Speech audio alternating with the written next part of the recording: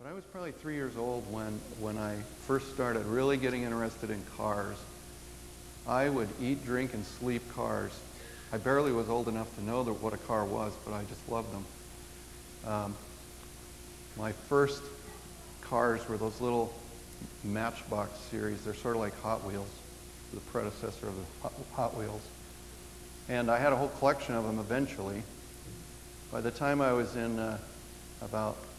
by the time I was 5 years old, I had quite a large collection of them, and I traded them for my beginnings of a model car collection, plastic models, 1/25th scale models.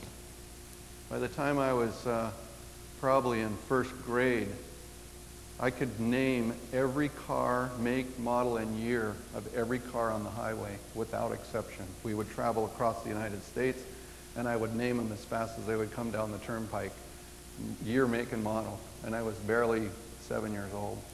I just loved cars. I would buy car magazines, and I could name the George Barrises and the customizers of that day. I knew the cars by name, and I was barely in school.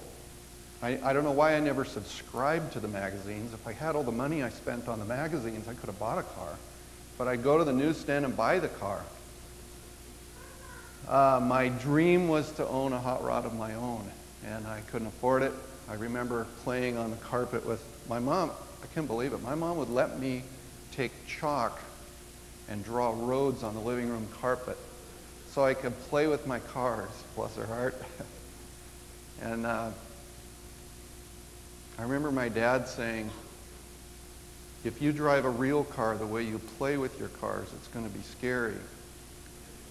Well, I grew up to drive just like him, and it was a little scary.